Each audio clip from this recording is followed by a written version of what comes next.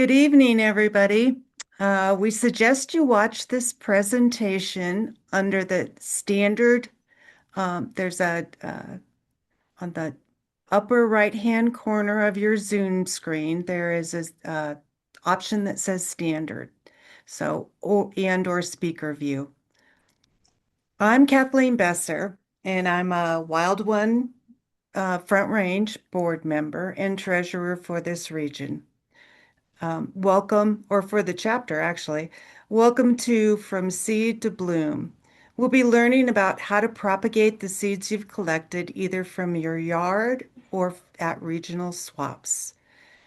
This is a beginning propagation webinar for all of us newbies. Like many of you, I've just recently dug into the world of native plants and I'm excited to learn more. I joined Wild Ones a few years ago, but it didn't stick and I let my membership lapse. You see, I opted for passive learning by simply reading the newsletter, which I still enjoy immensely. I didn't put any effort into exploring the many learning opportunities available through Wild Ones. This time around, I'm treating everything as an experiment, and I'm seeing all of my growing outcomes as another success. Even if I've had one of my little seedlings, let's call it fail to thrive, I've learned something new. Since renewing my membership last year, I've attended and volunteered as many Wild One events as my time allows. I encourage you to do the same. Through those opportunities, I've discovered many experienced mentors who are available to me. The best part, they don't judge. They support and applaud the every step I take, even if that step doesn't seem to be in a straight line or moving forward. I'm here to ensure that more of my experiments thrive, because the more I grow, the more I'll get to share with you at next year's plant swap. This education opportunity is one of many examples of what our organization offers to us as members. Please visit the Wild Ones Front Range website to see what events are upcoming, find growing tips, and other tools. Thanks for being in and supporting the Wild Ones mission. Every hour and dollar you contribute makes a difference, especially as we continue to grow. Now I'll turn you over to Christine, who is another board member and our Boulder Regional Coordinator. Christine? Thank you, Kathleen. And I'm going to um, start the slideshow and I'm going to introduce some fabulous people. And the very first thing that I want to say is that there are so many people in the chapter who would also be able to speak tonight. We have an abundance of blessings in the chapter, and I'm trying to get my the slides starting. And okay, and thank you to Mike Artman for that amazing video that it was at the beginning. Great. Hold on. Okay. Okay, so tonight I might do some moderating, but the big attractions are Eric Johnson, Tom Kraus, Ron Martin, Mike Artman, and Zoe Turin. All of these folks are Wild Ones members, and they're going to talk about their experience and their expertise that they have learned with propagation. I'm going to ask you to save bandwidth by staying muted with your video off. As Kathleen said, try using the speaker view setting. It's in the upper right-hand corner. If you have problems with that, drop a message in the chat and Vicki and Rick will help you. This presentation is being recorded And each of these speakers is sharing their experiences and views, and it may be different from your experience and views, and that happens. And speakers are not speaking for Wild Ones Front Range, but we're hoping that this is learning for you, and that everyone can gain from seeing these different experiences and perspectives. Please add your questions to the chat at any time, and if it makes sense, we'll interrupt the speaker. Otherwise, we're really going to try and hold questions to the very end. Um, and All right. The first thing that I want to do is I want to make sure that you all know about the germination guide. Um, the There is an amazing germination guide in the toolkit. Um, Jan Midgley, who is an amazing native plant propagator, updates this guide every year. You want to make sure that you're checking it out and that you're looking at the latest version of the guide. And you may not know, but there's a lot of stuff in the guide that you want to check out. So, um, uh, and we've put a link to this guide in the handout that accompanies this presentation tonight. But be aware that Jan has abbreviations, definitions. She tells you how to collect seeds. She tells you how to clean seeds. She tells you how to store seeds. She tells you about different kinds of dormancy. And dormancy is that whole thing about your seeds not wanting to sprout the second that you plant them. She tells you how to scarify seeds. So this there, and we'll have speakers talk about this later on. You have to rough them up. She will tell you how to stratify seeds. That's moisture and some kind of temperature. And she's going to tell you other things like how to keep your seeds from getting moldy while you're trying to germinate them, and light temperature media, containers, amendments, and it is just amazing. So you really want to check that out. Um, and the other thing, as I mentioned, Vicki has included, or you will be sent, a link to a handout with direct links to this resource and more, including easy to grow seeds, other other resources on germinating plants from seeds, all kinds of stuff. So really great stuff. And we're going to turn it over to Eric Johnson here for a minute with some thoughts on media. And by media, we mean soil. And Eric, tell me if you want me to turn off the slide share. No, leave that slide right there. That would be great. Okay, I'm not sure if I see. In order for me to, in order for people to see what I'm holding in my hand, I guess we'll have to turn off the slide share.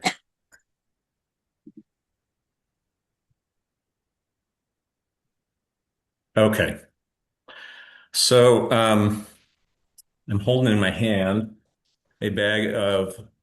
Let's see if I can get it close enough to be read. I don't want to be read. I'm holding a bag of propagation mix, and for general purposes, for folks who are just starting, we can get into all kinds of things about different kinds of propagation mixes to use, how to make them, what ingredients have different characteristics. And mostly, I would suggest if you're not already accustomed to doing a bunch of propagation, that you skip that and just get a mix. There are some decent propagation mixes out there. There's one from Happy Frog, that's from Humboldt County in California. And then this one, which is not showing up very well in the camera for some reason, even though my face is showing up all right, is Black Gold Seedling Mix. There may be others out there, but I recommend those two because they will function well. Generally, when you find a propagation mix for seeds like this, you want it to be fairly fine. And there's a lot of so-called potting soil that is very coarse. Sometimes it even smells bad, like it doesn't smell earthy. It smells a little bit like it's rotting or something. So sort of buyer beware on that stuff. The Happy Frog and the Black Gold both seem to do pretty well. Um, and you may, in looking at these things, find out that some of the mixes have fertilizer in them. Generally not recommended, except I know that the Happy Frog has got a super tiny amount of fertilizer in it, and I don't have any problem with that at all. I actually add a little worm compost to my mix, like the mix that I bought. I'll add a little worm compost to that, so it has just a little bit of food in there. But mostly seeds are carrying what they need for their first few weeks of life until you transplant them up to the next size of container. So seed mixes, we choose them because they have good aeration. We want to have air being able to flow in and out of the soil mix. We want to have water able to drain out of it. So that means we need porosity. And so these things will all have good porosity in them. And then we want them also to retain a little bit of water. So most mixes will have something like peat or leaf mold or uh, coconut coir in them, something like that. I think the two mixes that I'm talking about here are mostly peat based. And peat is not a renewable resource. So this is one reason why it benefits us to kind of think about getting off of the bought mixes, at least so long as they have peat. But I think for starting, it's a really good way to go to just get a mix like this. Is there anything else we need to cover about mixes, Christine, that you can think of? Now, try holding the bag right in front of your face. You know what it is? I'll try and fix it. But yeah, the problem is AI knows what my face looks like and it's blurring everything else. Okay. Yeah, if you go to I can the fix that. I start know how to video fix it. or go to the video tab, yeah, turn off the Yeah, blurring. exactly. Yay. Black gold backwards. All right. Okay, well then we're gonna head into I think we're gonna move right into Tom Tom Kraus talking about himself growing as a gardener and growing for a project. Tom, do you want me to share the slides for that for you? Yes, please. All And right. I'll let you know when the first slide comes up. All right. So thank you, Christine. So I began propagating native forbs and grasses from seed 3 years ago, so I'm definitely still learning. The first season I attempted using sow bags, and I know that some people have success with this method, but I did not. So the next season I used 4-inch plastic pots, and I have had reasonably good success with this method, and that's what I've used again this past season. Initially, I bumped up the seedlings into 1 gallon pots, and then I transferred the individual seedlings again into 2.5-inch pots. But I found that the 1 gallon pots required too much potting mix. The seedling roots became too intertwined and difficult to separate, and that this was essentially an unnecessary step. So now I just transfer the seedlings into 2.5-inch pots sometime after the secondary or true leaves emerge from the plants. I've obtained most of my seeds from Wild One seed swaps, both in Denver and in Boulder. I've also purchased a few species from Western Native Seeds, All Plains, Prairie Nursery, and Prairie Moon Nursery. I think all of these companies have a good reputation and are reliable seed suppliers. I've sown or attempted to sow approximately 40 species of forbs and grasses. For sowing medium, I've used an organic potting mix, such as this one purchased from Home Depot, and that's the first slide. I sow about 20 to 30 seeds per 4-inch pot. I cover the seeds lightly with fine sand. And next slide, please. I purchased that at McGuckin Hardware. It's essentially an aquarium, sand used for aquariums. You want to make sure you put label the pots for identification, and I found that a strip of blue painter's tape on the side of the pot and a Sharpie pen works well for this purpose. I sow my seeds in late December or early January. To simplify the process, I stratify all of the seeds, whether the particular seed species requires stratification or not, and it doesn't hurt to stratify the seeds even if it's not necessary. Stratification is the process of pre-treating seeds to break dormancy by exposing them to cold, damp winter conditions. The method I use involves placing the pots outdoors in a shaded location in my yard where they will sit for approximately 2 months until it starts to warm up in late winter, say March, 1st of March, at which point I move the pots to a sunny location in the yard. In order to prevent little critters like squirrels from foraging my seeds, I cover the pots with a sheet of hardware cloth. Next slide, please.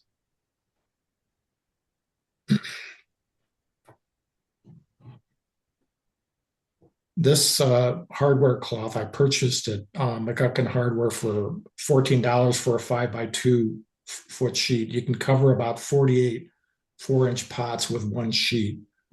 There may be cheaper methods, but the hardware cloth is reusable over multiple seasons. You shouldn't let the pots completely dry out if we have a drought period during the winter. So you might need to water the pots occasionally with a watering can. When we do get snow, it's a good idea to pile up snow on top of the pots.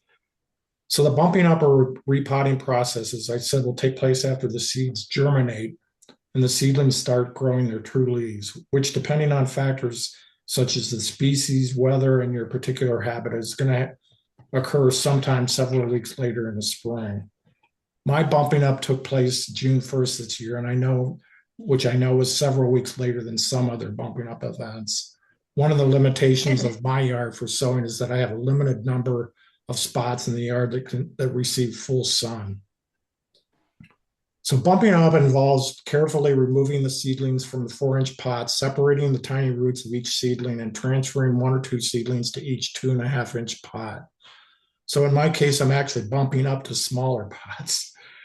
The question of how long to let the plants grow in the 2.5-inch pots before you transplant into your yard or elsewhere is kind of up to you. You want to allow the plants to get established in the new pot, but you don't want to wait so long that the plant's growth gets inhibited in the pot. If you transplant in the summer, you're going to need to water consistently, probably every other day for the first few weeks. And I just wanted to show, Christine, can we show from the handout the list of species that I had good success with? Yeah. So this is a preview of the handout, folks, and you can see that Tom included his entire list. So he's got this great long list of forbs that he had success with and grasses. And then he also included the ones that didn't work so well for him. Yeah, and I won't go through, that list is on the handout, but I did want to say just a couple of things about the short list of poor germination. I have Wine Cups, Colorado 4 o'clock, Starry Solomon Seal, and Scarlet Glow Mallow on that list. And I understand that Colorado 4 o'clock is listed as easy to germinate in a lot of lists, but for some reason I haven't had success, perhaps because of the viability of the seeds. As far as Wine Cups and Scarlet Glow Mallow go, they require scarification, which I personally have not had good success with, but I know Mike is going to go into that in further detail about this process. Starry Solomon Seal seeds have what's known as a double dormancy, which naturally occurs over 2 winters. And I sowed these last year and they're heading into their second dormancy period, so I don't have final results on this one yet. I wanted to briefly mention my 1-year experience with the use of an indoor grow light for germinating Xenia grandiflora. I was inspired to try this by Peggy and Carmen, Front Range Wild Ones members. I chose a Fight 4-foot 54-watt grow light, which I purchased from Home Depot for about $45, and that's a photo of the box if you're interested in the specifics of the light itself. Xenia grandiflora does not need cold stratification, so the 1st of March I sowed 140 seeds that I obtained from All Plains. I placed 6 cell seed starter trays in a no holes rectangular tray. And that's what the setup looks like. The medium I used for sowing was black gold seedling mix, which Eric has already mentioned is a good mix for seedlings, obtained from McGuckin Hardware, which I think is on the next slide. Or There's the previous black slide. gold. So I sowed about 2 seeds per cell. I watered the seeds from the bottom by adding water from a watering can to the no holes tray as needed. I achieved about a 40% germination rate with this method, which isn't too bad. I don't have any photos of the actual seedlings from last spring, but there is a photo of what the setup looks like. Since the 4-foot grow light actually accommodates 2 trays side to side, I also germinated a tray of native grasses at the same time. You can set the grow light on a timer so that it's on the recommended 16 hours per day. After several weeks, I didn't keep track of the precise date, but it was around May 1st, I bumped up the seedlings to 2.5-inch pots. Finally, with the help of Christine, Leslie, my wife, Laurel, and especially Christine, over the course of several days in late September, we planted over 400 plants at the landscaping project that I'm working on at Boulder Sports Recycler. And I've got a few slides of that right after the planting. The great majority of these plants were I propagated myself, or I obtained from the Wild Ones plant swap in Denver, plus some milkweed plants kindly donated from Mike. So it doesn't look like much right now, but hopefully next spring we'll see some results. In order to keep a lid on the project's costs, however, I think my current plan is to sow native forb and grass seed by hand on the rest of the property. The whole property is about, that can be cultivated is about just under 1/4 acre. And that's it. Thank you.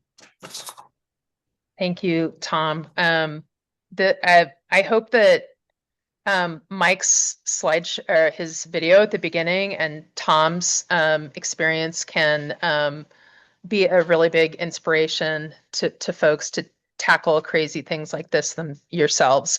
And we're going to zoom right on to Ron, and he's right here. I'm just going to slide the computer over. Okay, thank you. I'm going to talk about the direct seeding method. I grew up on a farm, so direct seeding in the fields just came natural for me. So it was a natural step. I've got 25 years experience seeding over 2,000 acres of prairie. And direct seeding works really well, especially for larger areas, say over 200 square feet. And it's cheaper and easier than putting in transplants. And I think it duplicates nature better because it's extremely random. You remember, you duplicate nature as much as you can. Nature knows how to do it. And if you think about what takes place in nature, the plants, the seeds get ripe in the fall, the seeds fall out on the ground. The buffalo came by, there was like 50 million bison. They would trample the seeds into the soil, which would scarify them to break the seed dormancy, especially important for legumes.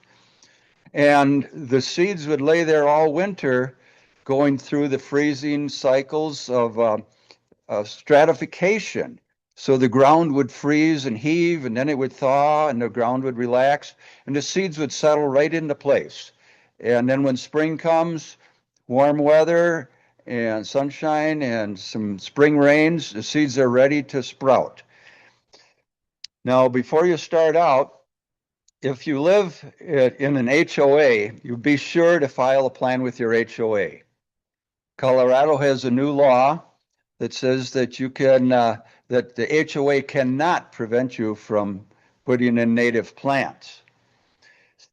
Next is site evaluation. If you've got a rough area that's been abandoned for years and there's Canada thistle and burdock and whatever in there, you may have to take up to a full season, a whole summer of flushing out those weeds. Not only killing the existing weeds, but killing the seeds, the weed seeds in the soil. They are so important because you can't kill those seeds until they germinate. You also want to check out your soil type if you've got sand, loam, or clay soil, and match your seed mix accordingly. Also, sunlight availability. Is it full sun, or shade? Again, match your plants according to that. There's site preparation methods of killing existing vegetation. If you live on the Colorado Front Range where it doesn't rain very much, you can just quit irrigating it. In fact, a couple of years ago, we came back from a 2-week road trip. Actually, it was a 2-month road trip, and half the backyard was dead because sprinklers didn't quite reach it and it was really hot and dry. So I said, that's it. We're going to get rid of all this grass and just go native. And that part where the sprinklers didn't reach was really the best part. Another way you can kill your existing vegetation is to smother it with plastic. It sounds easy, but it's not really. It's hard to hold that plastic down. You get these big winds come along and it wants to rip it up, and you got to keep it covered for a good 2 or 3 months till everything is killed. Another method is using a sod cutter. You can rent those, but that is a lot of work and it's expensive. And then you got to deal with all this sod that you just tore up, and I've seen some pretty bad results with that, because if there's a little root left from a Kentucky bluegrass, you know that's going to start a whole new plant. And once you got Kentucky bluegrass growing in amongst your flowers, it's hard to get them out. And the last method, some of you are going to cringe, it's a Roundup method. But it's the most reliable, it's the least expensive, and it's the most effective. And if you think about it, if you do it right, you kill it one time and you don't have to use it anymore.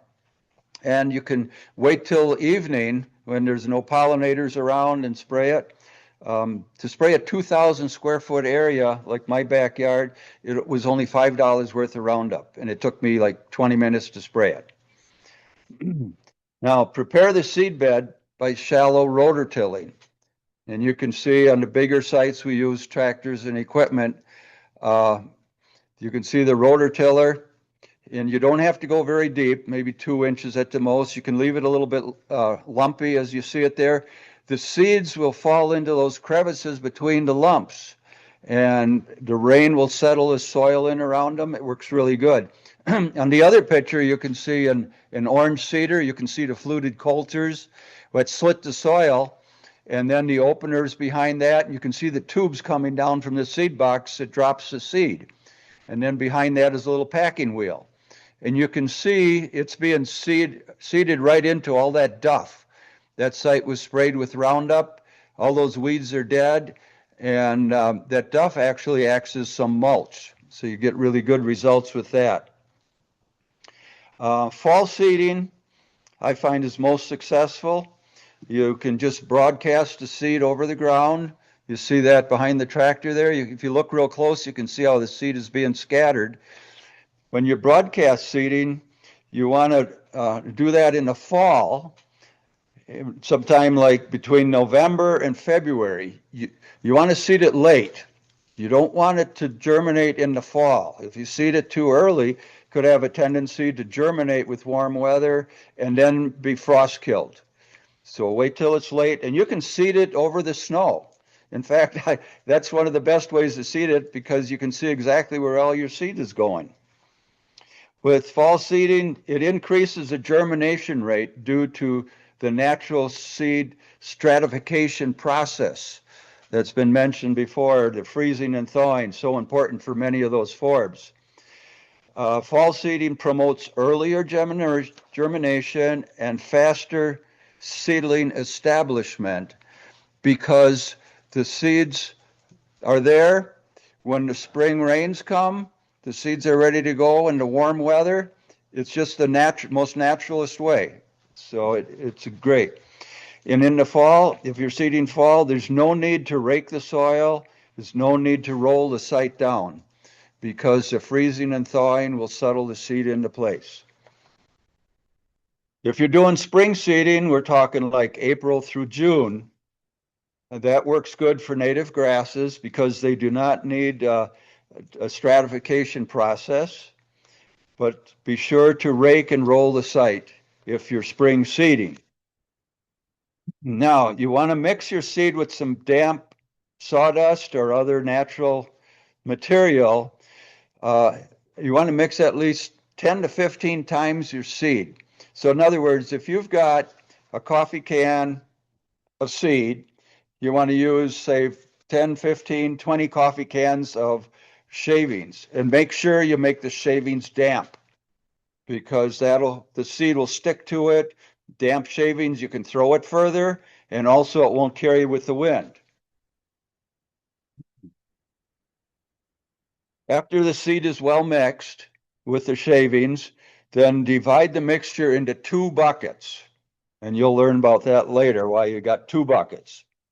Next thing you do, before you start seeding, you grab an old towel, a bath towel, and you lay it down in the middle of your site, and you put flags on the corners, wire flags, to mark it.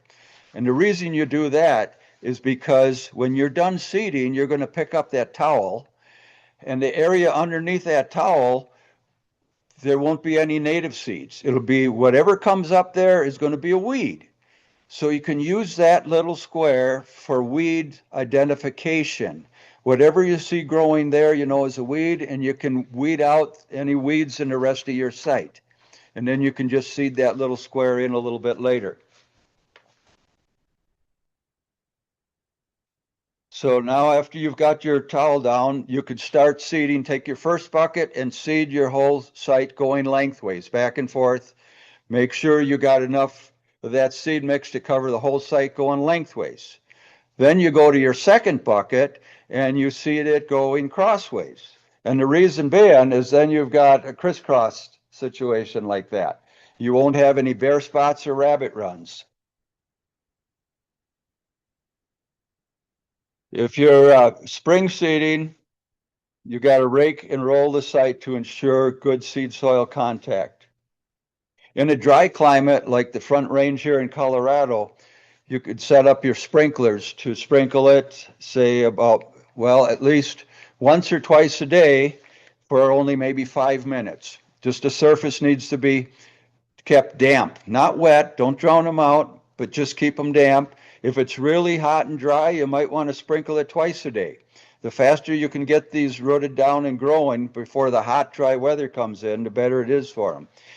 When these plants get to be a couple inches tall, then you can change your sprinkling, set it back to maybe once or twice a week, and longer. So you're watering a little deeper because the roots are going down.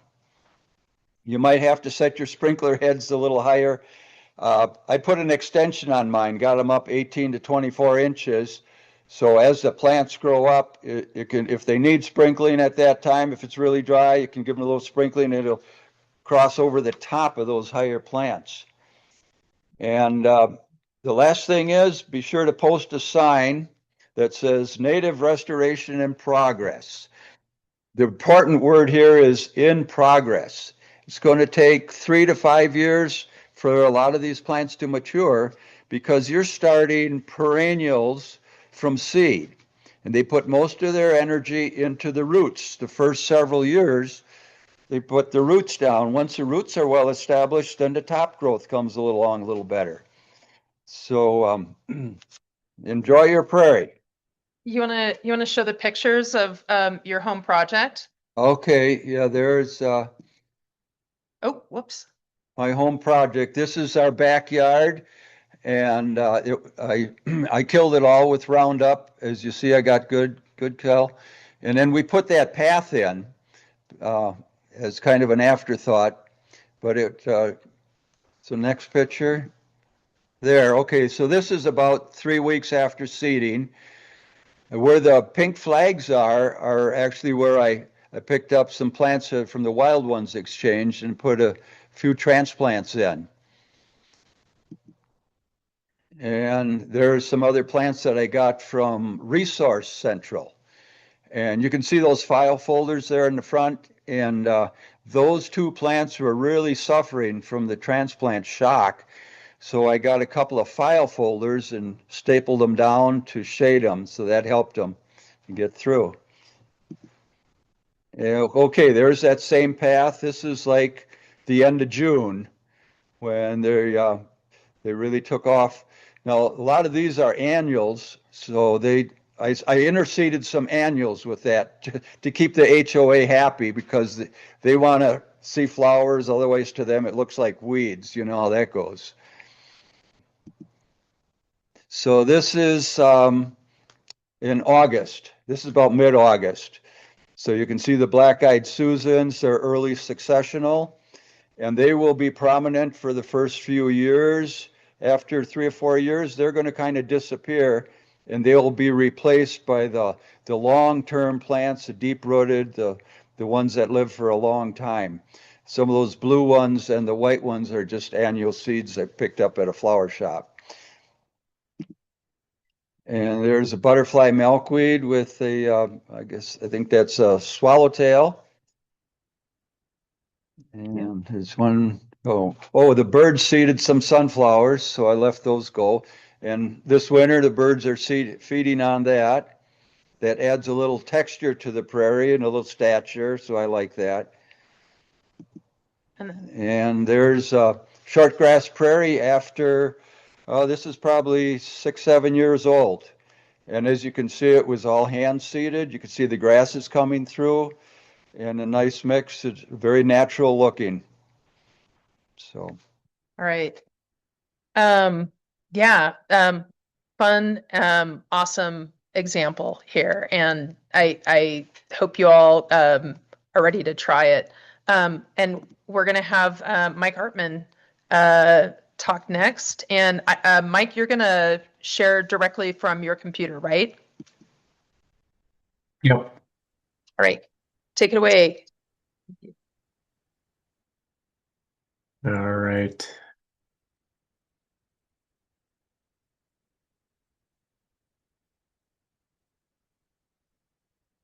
All right, can we see that? Are we good?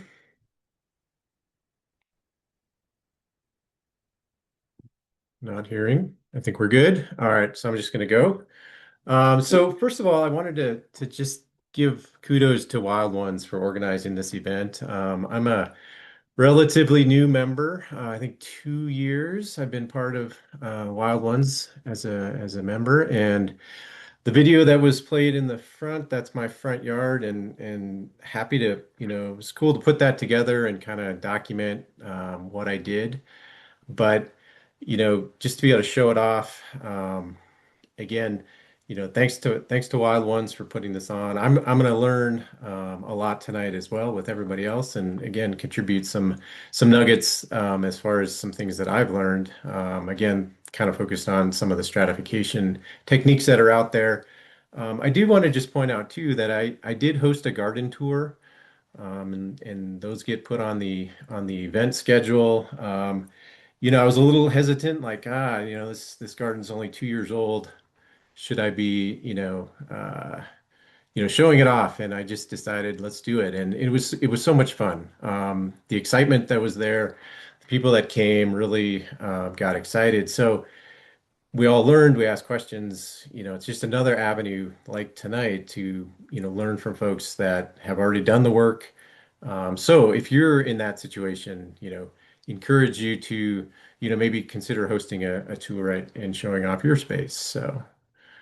All right. So this was today. Awesome to see the snow from yesterday. So it's always cool to see the winter scene in the native garden. So scarification. So I want to just touch on this. So, it's really what we're talking about, and other folks have mentioned it tonight as well, is we're trying to coax those seeds that, have that hard seed coat to start germinating. And we do that by different methods, right? And what we want to do is break that seed coat, which basically helps jumpstart the germination process. And so, there's a lot of methods to ways to do that, and some of them have already been mentioned, and we're just going to touch on a few more, in my short talk here. If you look at the way nature does it, right, birds are great scarifiers. If you've ever been out on a hike and seen some of the handiwork that birds do, right? Asparagus under fence rows, right? I see it a lot. Choke cherries or, Eastern red cedars or even Russian olives sitting underneath the cottonwood trees, right? Birds are depositing those seeds. Those seeds are already scarified and have a much better chance of being planted. And of course, the freeze thaw cycle.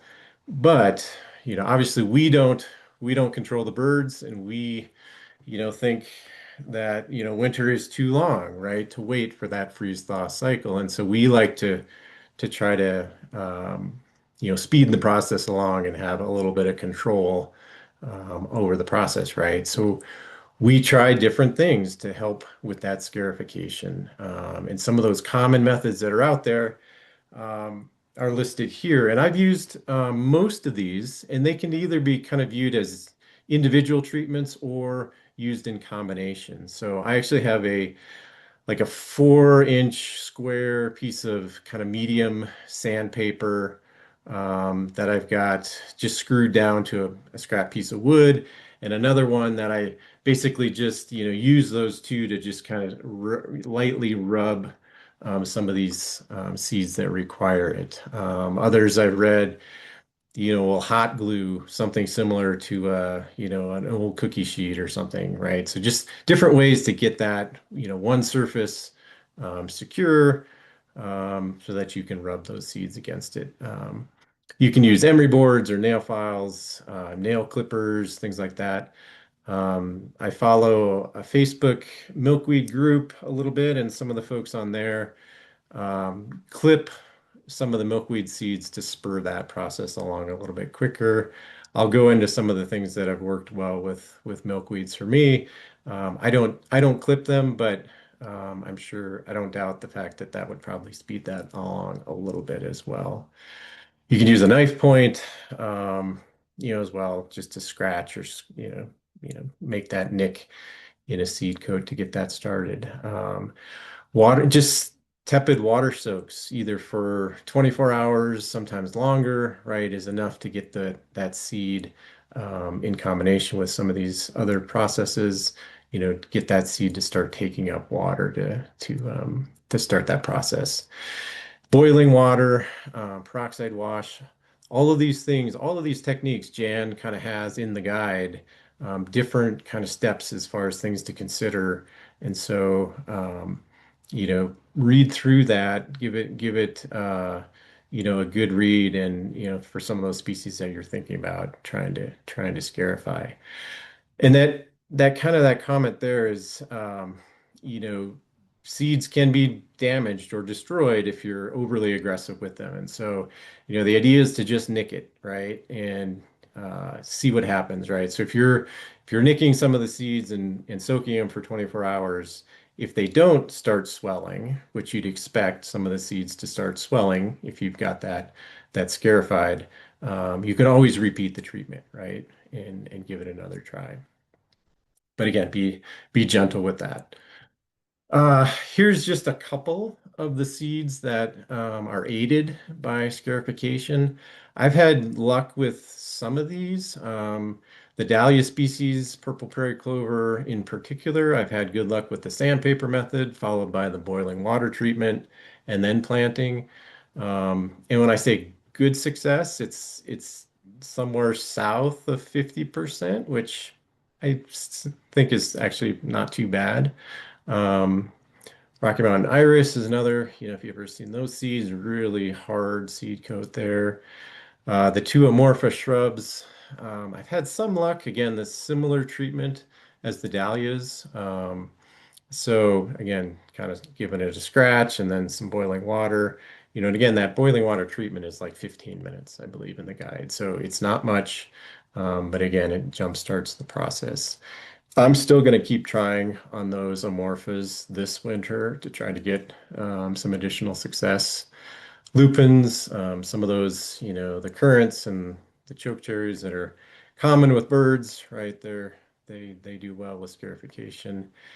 And then the Asclepius, so the milkweeds, I have actually spent a fair bit of time working with some of the milkweeds, and I kind of wanted to just run through an example of some of the successes that I've had with milkweeds because, man, as far as native plants and pollinators, man, they're really up there, of course, with monarchs and other things. But so those three species are the ones that I've kind of focused on and had the most luck. And I think I've got three other species of Asclepius that I'm going to try this winter. So I'm excited to kind of follow the similar process.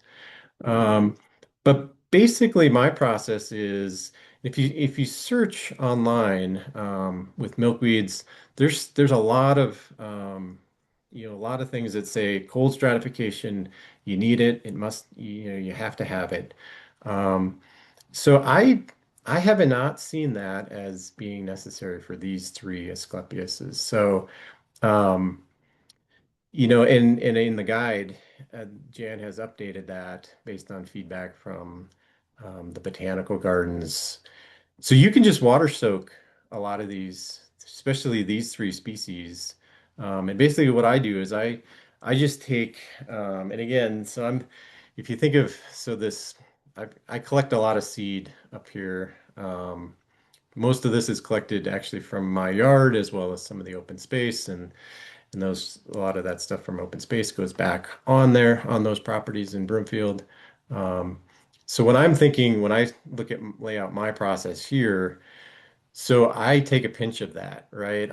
I look at how many of those seeds am I actually going to be able to pot up if, say, 75% of them germinate, because that's kind of I usually get 75 or better percent with the process that I've kind of got listed there. And so but I do water soak them for takes about 7 days. And what you'll see is that radical will start emerging on some of them. And that's what I'm looking for is I'm not looking for them all. I'm looking for that kind of that first emergence. And then what I do is I take the entire batch and I put it into a wet paper towel in a Ziploc bag. And then I throw it on kind of a heat mat, just a standard seedling germination heat mat that provides, that low heat. And then I check it daily because what I've found is that you're going to start seeing, obviously the ones that are already germinating, you're going to start seeing every single day, you're going to start seeing more and more germinate under that kind of, 70-degree temperature. And then what I do is I kind of look about, if I've got maybe 50 seeds, when that gets to half of them, where I'm seeing a radical start sprouting, I will then start potting those up. And then I'll pot those up individually or group them in bigger pots. And then I just watch the other ones because, it might take, the 3 or 4 days, but most of those will actually germinate that I found. So, and then obviously, if you're going to start these over the winter, you obviously need that light source. And so I've used kind of the standard 4 foot fluorescent lights. I just purchased some low watt LED lights that I'm going to try this year. But yeah, you do need that, 16 hour, to keep them going and get that, get those plants established. But this little picture here on the right here, I will have a lot of cases where I'll have a pot that I might have 10 or 15 seeds that germinate. And if I want to pot those up, I did do an experiment where I started them maybe when they were an inch tall, and I transplanted those, kind of just barely digging them out, trying to be very careful, and about every one of them died. And I was like, this is not good, right? And so I basically, when I have that instance now, I let them grow. I let them grow till 6, 7, 8 inches tall, so that, when you can see that this is a pretty, stout stem. Because what I've found is that you can basically take this entire pot, put it in a tub of water, get all of the dirt off, and plant those. You can pull the roots apart. They're very tolerant of root disturbance. at that stage when they're, say, half a pencil thick. Um, but I've trimmed the roots, and then you can just basically pull them all apart and pot them up if you're going to actually give them, to others, or if you're going to go right into the ground. But at least for these three species, they're pretty tolerant to root disturbance when they're established. So. Um, Before I leave this real quick, I meant to mention it earlier, but so I do collect a lot of seed, and so a couple of tips on milkweed seed collection. Um, so what I found is that for showy and swamp milkweed, both of those tend to so September, early October is when those pods are basically ready to be picked.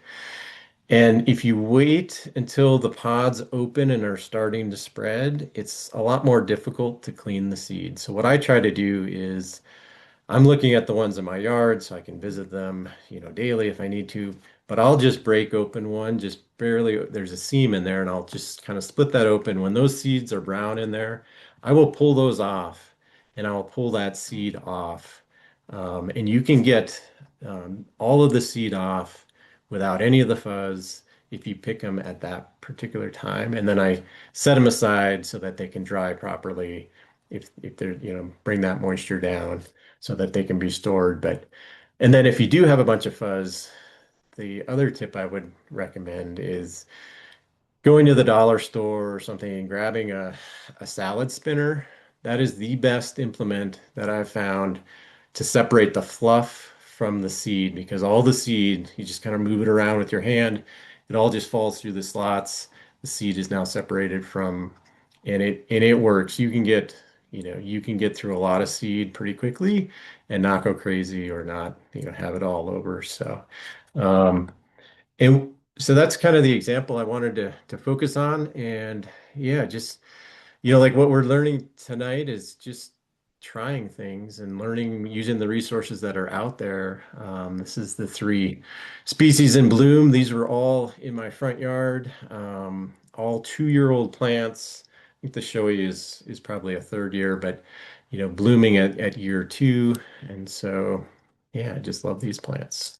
And happy to answer questions later about the video in the front yard and the process and all that if folks are interested. That's all I have. Let's stop sharing. That was amazing, and thank you, and thank you also for your garden tour this summer. It was amazing. Happy to do Eric, it. you ready? Yep. Okay. So, topic of stratification has been explained a little bit. I like to think of stratification and the dormancy as being an adaptation for seeds to more easily survive a winter.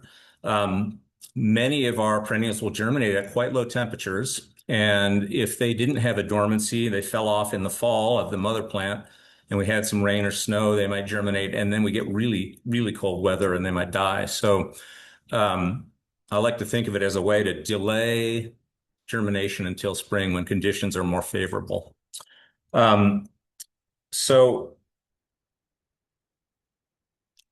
my process for just about any new seed that I picked up, if I haven't done it before, I'm going to go probably first to Jan Midgley's guide and look it up, find out if it needs stratification. Huge numbers of our perennials will require some kind of stratification.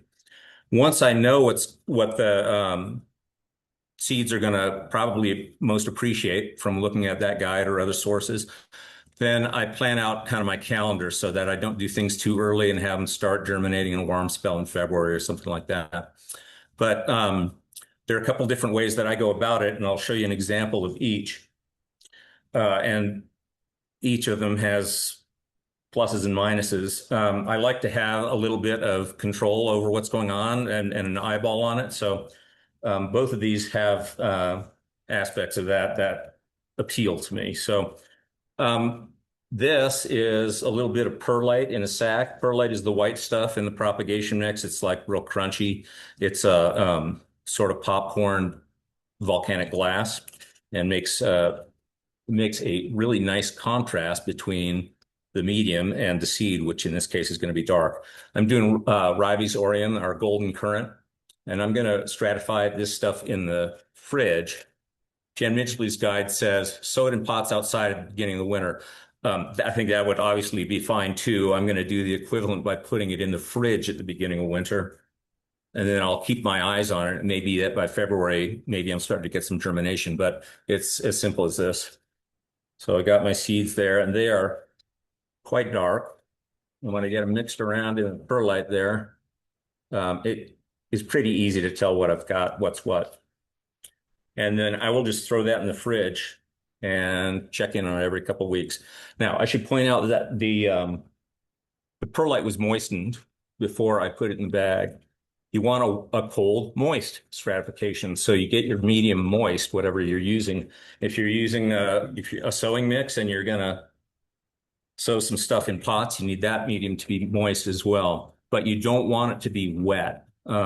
If I got this real wet and there's a lot of condensation and stuff and drips all over inside, I might well lose a lot of this seed to rot. So I don't want to do that. So, but this one's ready to go. I'm going to pop it in the fridge. Okay, the other one that I was going to give as an example, I do a lot of stratification in the fridge, but I would say more than that, I sow stuff outdoors. A super easy way to do is the milk jug method. Take a milk jug, cut around the sort of equator of it so that you've got a bottom part that's about 3 or 4 inches deep. Poke it full of holes so you have drainage, and then put some of the sowing mix that you have in there. It's been moistened. And then I'm going to do in here Penstemon secundiflorus, and this is being done really early, actually. Okay, if you look at the guides, they're going to suggest like 4 to 8 weeks for this penstemon. We're going to get way more than that by sowing this now, but I'm going to be sowing it outside, and it's going to stay really cold outside because I like to put stuff on the north side of the house and have it stay. It'll be frozen for most of the winter, and I know I'm not going to have any germination problems unless we have a really extended warm spell, and I can keep my eye on the seeds during that kind of a weather occurrence. So I've just scattered the seeds on the surface there. I'm going to lightly cover them, very lightly. A lot of seeds need light to germinate, and so you don't want to cover them so heavily that they can't see that there's some light above them. So light cover. And then I have labeled this with a black magic marker, a Sharpie. And then I use a piece of duct tape just to hold it shut like that. And then I will go, I might put a little more water on this. The mix was reasonably moist, but I just moistened it. And so it's possible that some of the peat is still imbibing water, and it may seem a little drier in another couple hours. So I might water a little bit, and then I'm just going to go stick this on the north side of the house. If you're in a windy spot, you need to think about how to keep it from blowing away. Obviously, another really great way to do it is to do what Tom does with the open top pots and hardware cloth. That can work great. You'll just probably have to go and check it and maybe give it a little bit more water a little bit more frequently during the winter. What I'll do with this, it's on the north side of the house. It's not going to dry out very fast either. I probably won't check it again until after New Year's, unless we have really warm, dry weather. And then I'll just check it every couple weeks. Does it need water? Put a little water on there, usually on a day when it's above freezing. So I know that the water is going to kind of soak in and drain out if it needs to before it freezes. And that's it. Then, as Tom was saying, with the open pots, kind of watch them in March, and I'll start to see some germination of some things then, and then I need to get them into better growing conditions immediately, because on the north side of the house, they're just going to die. There's no light.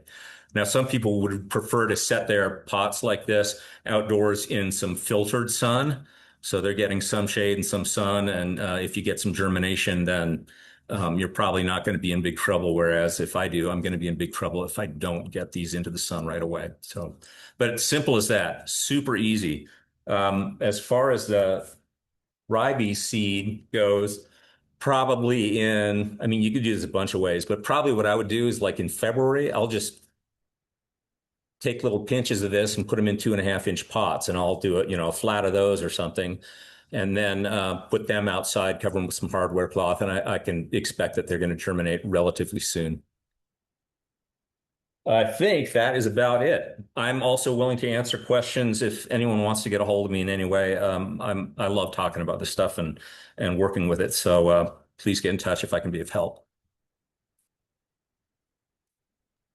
All right. That was awesome. And there's a diagram of that in the handout. And we're going to move to Zoe, and she's going to talk about, I think, more stratification, more scarification, and everybody does things a little differently. Are you ready?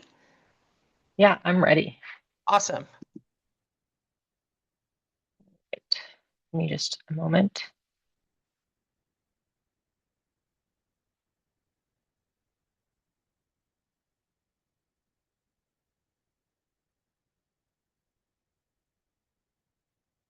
Can people see my slides?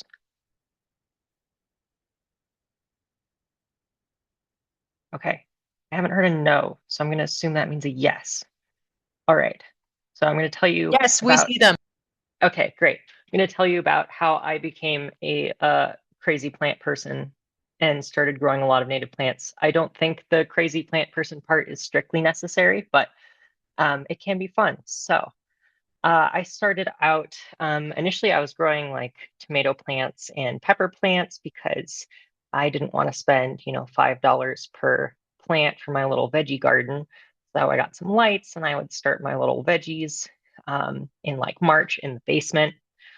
Um, but then I got permission from our landlords to tear out our front lawn, which, despite costing like $250 a month to water in the summer, was like the worst lawn you have ever seen in your life.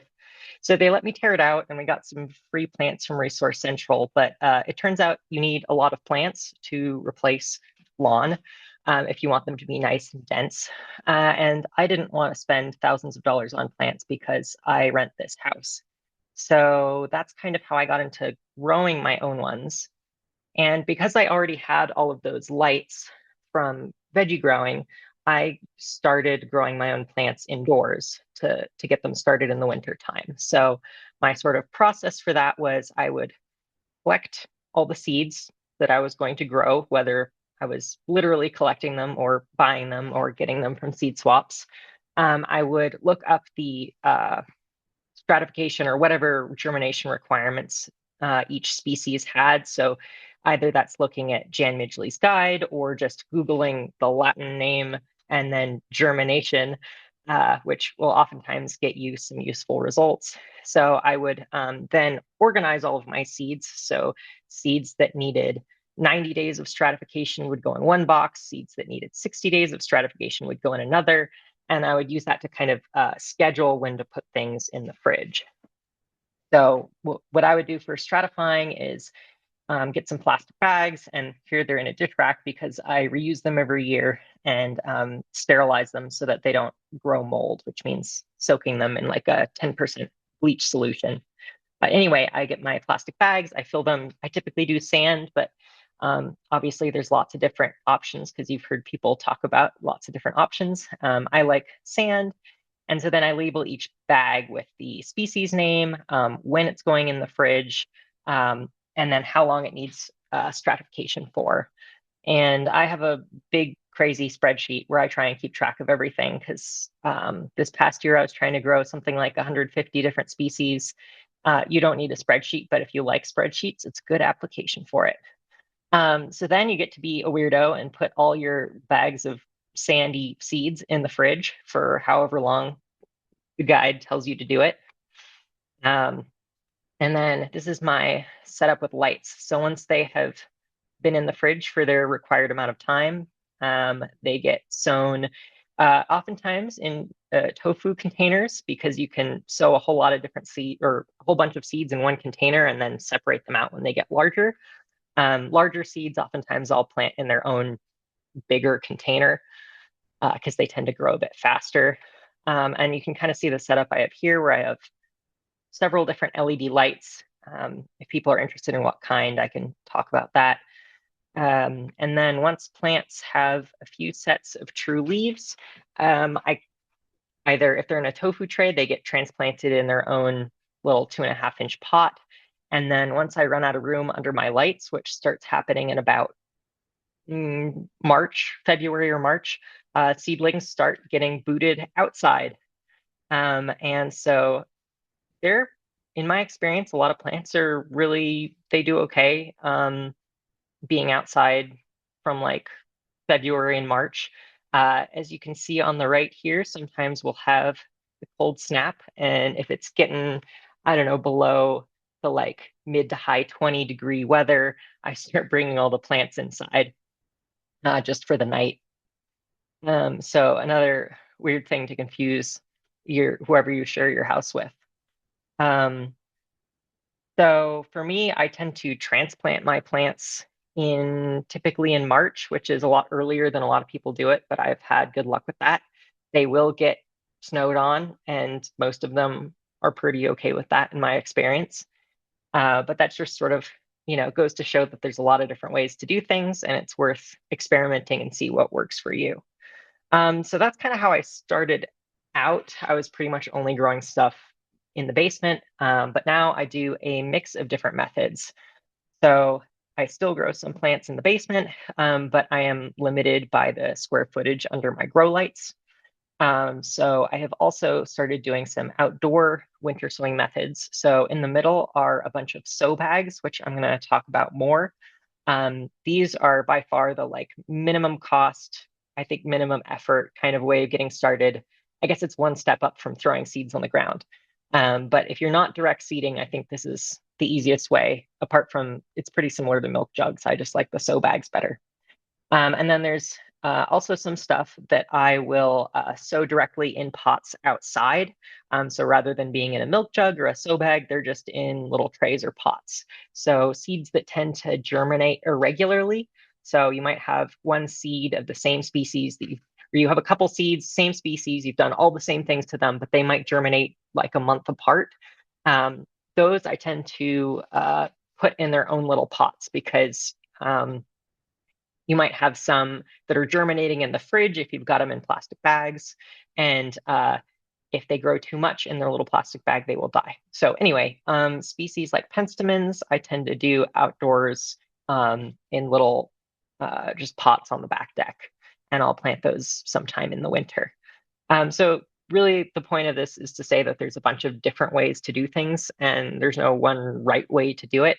And I think it's worthwhile to try out different things and see what works for you. But I'm going to talk a little bit more about sow bags specifically because I've had a lot of luck with them. And like I said, they're really low cost and low effort.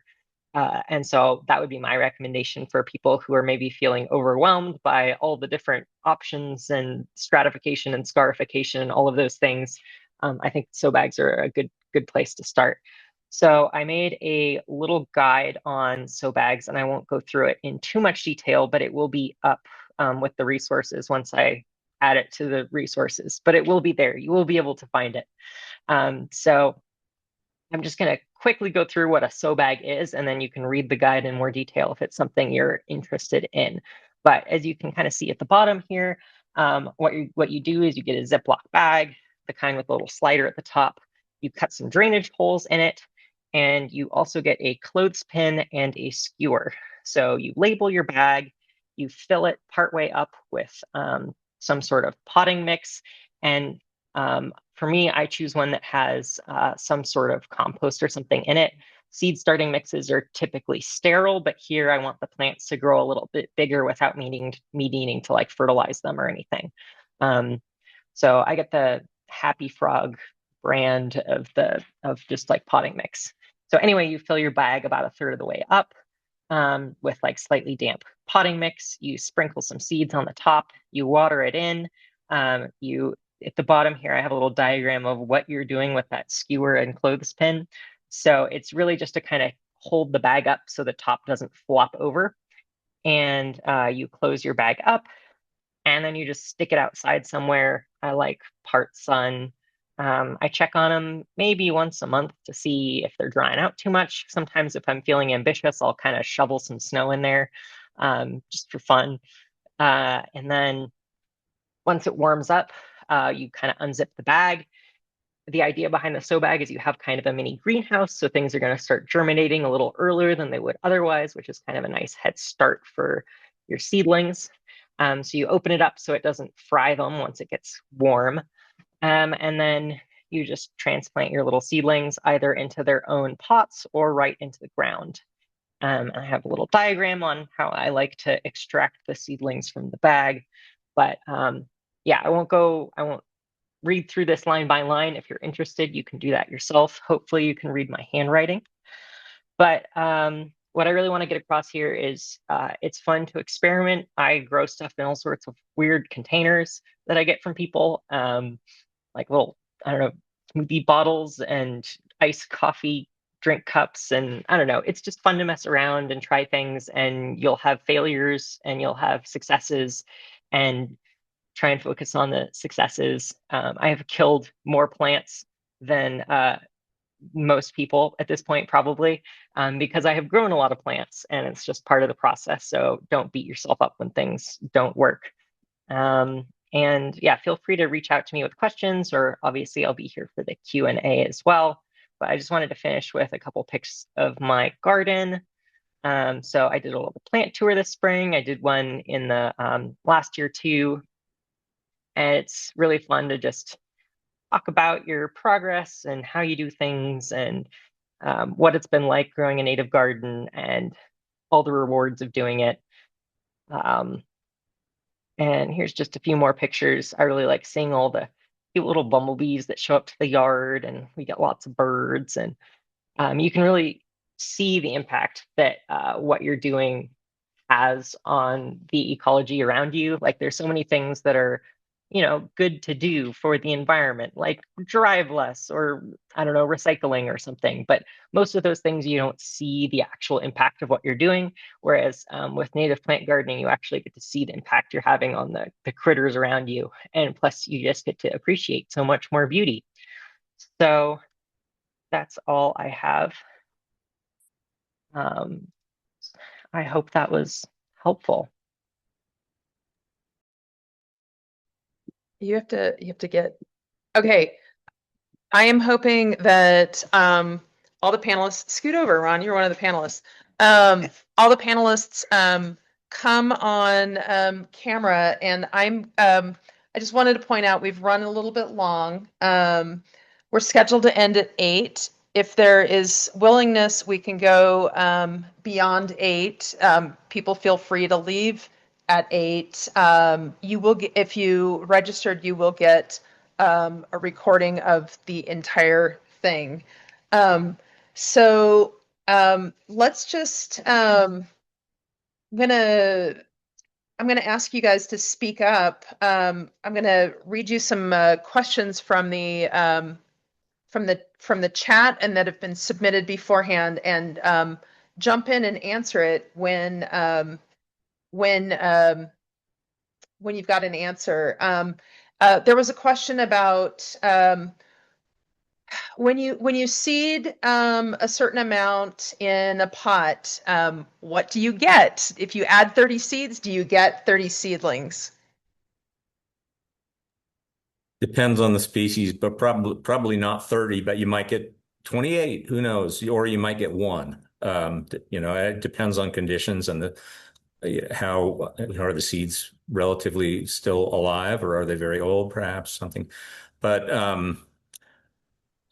my tendency is to sow more stuff than I need, then I pot up what I need, and then I have crowds of little tiny seedlings that I pass off to other people, and they end up with something that they wouldn't have had otherwise. So. All right. And I think whoever's sharing, maybe stop sharing. Any other thoughts on that?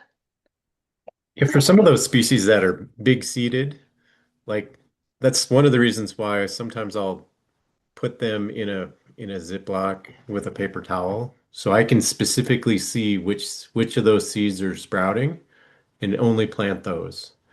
So I'm taking a little bit of the guesswork out. I know some of those you can, it's recommended to plant them immediately once you're done with your treatment. But, I think seeing that radical come out, you're like, all right, let's get you in the ground, right? Or get you in the pot. So,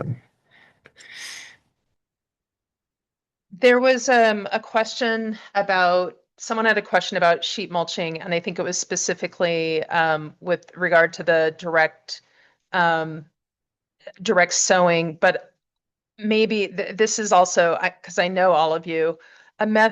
Just to let's take a minute to compare and contrast site prep and smothering or getting rid of things at the beginning.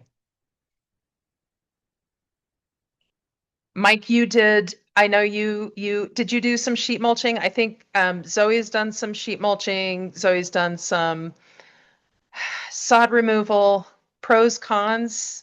And Tom has done some solarization. Tell us all your ugly things, people.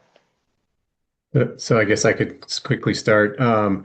So my yard, like Zoe, was terrible. Like it was terrible grass, bit of weeds, just a mix. It was just, disaster to try to keep it watered and get anything to look nice. So I didn't really have good sod to cut out, and so I hand dug everything, and then I let it sit. So I knew I probably brought up some weed seeds. And then I rototilled it to break up a bunch of the clumps and then I got rid of all the extra sod. I actually composted most of that. And then I was surprised I did not have a lot. When I planted into it, I did have a mulch down for the plants and for weed protection or weed prevention. And I was surprised how little weeds I did have. And we're 2 years in, but it was a bit of work, but I also hand dug a lot of stuff, which I wouldn't necessarily recommend unless you feel like you're not getting enough of a workout in your like day-to-day life and you want some more physical effort. But maybe you also have a teenager on your block who's bored, who you could hire for a reasonable amount of money to help you dig or something. I had pretty good luck with the digging method. I dug with just a shovel and then flipped the sod over to just let it like decompose in place, which worked really well in the sun because it was hot enough to fry the roots and nothing came back. In the shade, some of the roots came back. And I think also it's a little hard to tell exactly how much of that is because it was in the shade versus there were just more tree roots there. And so digging out the grass roots well was difficult. So I've also done some sheet mulching. I have kind of mixed feelings on it. I don't really like mulch generally, but I do use it in the shade. So I've sheet mulched shady areas where I do want more of a wood mulch kind of situation because of a lot of our plants are prairie plants. Um, they don't really they haven't really evolved for like a wood mulch kind of environment, I guess. So I have done like cardboard or butcher paper under like gravel, which has been okay. The butcher paper decomposes a little bit faster, but still takes a long time in our climate. So I kind of liked that a little bit more than cardboard. I would use like grocery bags from like Trader Joe's or whatever. Um, so yeah, there's a mix. I wouldn't necessarily try and dissuade somebody from doing a single treatment of herbicide just because it's so much less physical effort than digging it all up. But I understand why people try and avoid those too. So I don't think for me at least there's no one clear winner. I think Ron and I, or sorry, Tom and I have both tried solarization, and I think we both think it kind of sucks. Yes, Tom, or no? Solarization, With the it's plastic.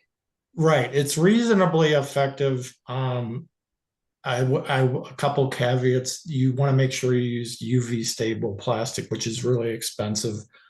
And then the other thing is, what do you do with the plastic after you're done with it? Because I ended up, throwing away a lot of the plastic that I used. Some of the resource did take some of it, and it was not effective for some of the really like bindweed and really tough perennial weeds. So I have mixed thoughts about solarization. I did find sheet mulching to be effective in a smaller area. Like I used it in my yard, which is not a huge space. And it was effective with cardboard and mulch on top, mulch and compost.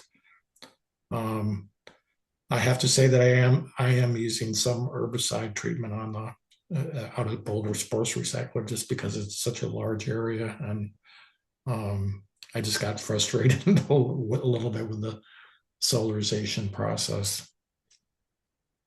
Okay. Does anyone have any hot tips on germinating lithospermum?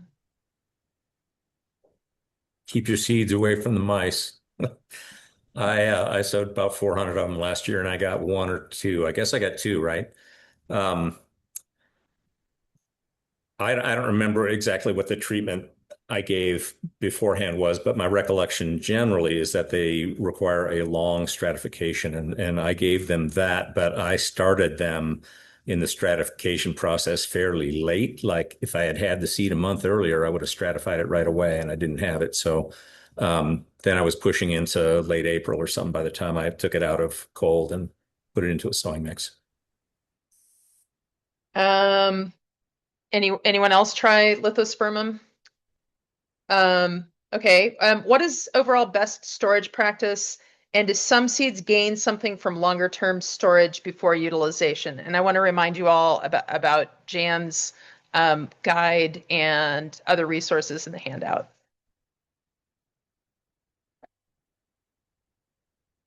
Do y'all want to know where the boulder seeds are? They're in a cool, dark place. My understanding, and I'm not a biologist, is that different seeds do store better under different circumstances. Like Prairie Moon, they offer a okay number of Colorado species, and they recommend storing some seeds in the fridge. So the ones that they recommend that for, I store those seeds in the fridge.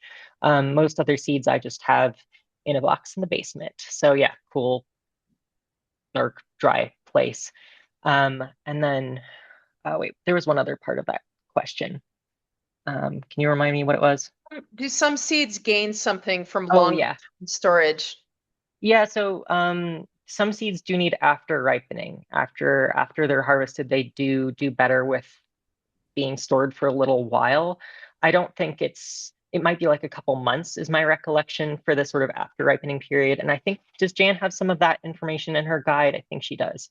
Um, some seeds do lose viability or start losing it after even a year. Some seeds you really want to plant like fresh seeds from that year. Um, but it really varies by the species. Some I've had seeds from like 5 years that still I get like a decent germination rate. And even if you have old seeds, they're still usually worth planting because typically the germination rate just like falls. It doesn't drop to zero immediately. So you might just get 50% germination instead of 80%. But hey, that's better than throwing them out and getting nothing. Does anyone want to talk about using peroxide as a scarification method? So I'm going to jump in then. Peroxide can be used for some seeds that need to be scarified. Jan in her guide, I think, mentions sulfuric acid. Peroxide is something she also mentions. It's in the guide. It's much safer, and you're going to use it on a seed that needs some of the scarification. You're mixing the seed with the peroxide. You stir it up. You leave it for about 15 minutes, and then you rinse it well. The way I've done it, you also sprinkle a little baking soda on it to neutralize things, and then you rinse that really well, and then you proceed. So it's try it. Let's see. Once my seeds have sprouted and are starting to grow, how long before I can divide and repot? And also, should I feed them? I think that um, some of that came up in the chat as well. So, and I think you guys addressed that, but go ahead and talk about it again. I like seeing a little bit of branching of roots, but in terms of how big the root system is going to vary a whole lot by the species and the size of seed. Basically, I want to have enough of a plant that it's going to be able to handle the abuse that putting it in a new pot consists of. So, yeah, I don't know. It's going to vary, but what you can do, sow more than you need, get a fork or something and start digging them up and look at the root systems and make your decision based on that. And I think both Mike and Zoe really talked about it, and Tom has as well. Okay, folks, what do you do if you are starting seeds using cold stratification and they start sprouting in the fridge? Someone had a question about that. Time to sow them and get them under light. Um, You're only and going to have a short window, Yeah, could be very short, like a few days. right? it's a reason to keep checking on your seeds and to put a reminder in your calendar or use a spreadsheet or sort your seeds, like Zoe's talking about. If someone has had failures with cold stratification in the past, can you troubleshoot that? What do you think might have gone wrong?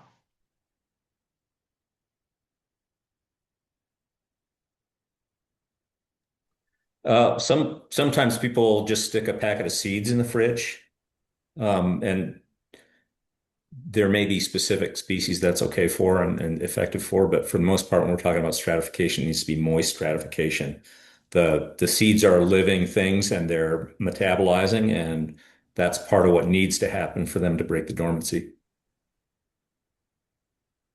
And I I probably have lost some seeds through mold uh, growing. Those ones that recommend 90 days in the fridge. Like if it's a little too wet or you're not using a sterile mix, you know, so might lower the germination if you allow those conditions to proceed. So I'm guilty of that. Yeah, I've had mold issues too, particularly with paper towels. I stopped using paper towels because the mold got really bad for anything with more than a month of stratification time. So I've had better luck with sand. I use I think it's just like builder or play sand or something from Home Depot, the stuff that comes in a huge bag. So I'll get that moist enough that I can't really squeeze any more water out of it. So I'll kind of like mix sand and water in like a little small bucket or something, and then like scoop some out by hand and squeeze all the water out of it I can, and then put it in my bag. You don't want water like pooling at the bottom of the bag. That means you have too much water. So that could cause the seeds to rot instead of growing if you have too much water in your stratification medium. So I could see that being a problem. Sometimes that some seeds are just trickier. Some need a really long stratification time. Some seeds have just a really difficult dormancy to break. And so I've definitely had better luck with some species than others. So sometimes it's like a species thing, but yeah, there could be a bunch of different things, I guess, is my answer. And we're coming up on 8 o'clock, and if folks are willing to continue to answer questions, please stay on. And if you can't, that's great. The whole program will be recorded, and I also see like there's all these really fantastic Wild Ones friends in the chat answering questions. The Jan Midgley is in the chat. Woo! Hi, Jan. Um, I wanted once again to thank Vicky for our program chair for supporting this. I wanted to thank Kathleen for all she does to help keep our chapter running, and all the other board members. And I just like I mentioned at the beginning. Incredible folks who are panelists tonight who all had something really awesome to share.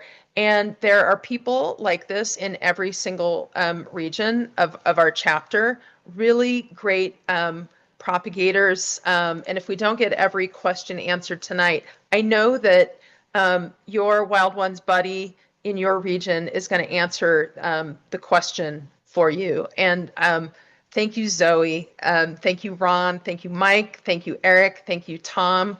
Um, uh, I just really love Wild Ones and what we do together. Um, there is a kind of a combined, so feel free to leave, folks, but I'm going to move on. One question about hygiene that was related to things getting moldy in the fridge, in bags. I think Zoe addressed that with sterilizing her bags.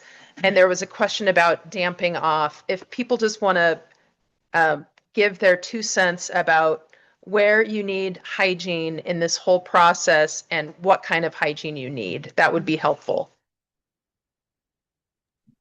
Well, specifically related to damping off, um, plentiful air circulation is really important. What is going to cause mold really fast, like some of them are bacterial, right? But is going to cause damping off really fast is still moist air, especially as the temperature climbs. So that's why greenhouses have fans all the time. I mean, it'll get super hot if they don't ventilate, but you also it's beneficial to have a little bit of air movement as well. So one thing that can happen, for example, if you sow really densely in a container, you may have more damping off because the air under the canopy of all the little tiny cotyledons and first leaves is damp and still. So sowing a little less densely the next time helps. Anyone else? There was a question about whether or not you can direct seed into Kentucky bluegrass when it is dormant. I wouldn't do that. And make sure that the Kentucky bluegrass is dead. Kill it one way or another, but it'd be pretty hard for those native plants to compete with Kentucky bluegrass. One exception might be out here on the Front Range, where without irrigation, Kentucky bluegrass just might die. No? It has 9 lives, Ron. Oh, okay. So I don't know. My experience is Kentucky bluegrass, yeah, is hard to kill. And make sure it's dead before you do any seeding. And Jan answered something about hygiene in the chat. Are there any questions that we have not gotten to? That I appreciate that folks submitted questions ahead of time. Seed storage, hydrogen peroxide, seed sprouting.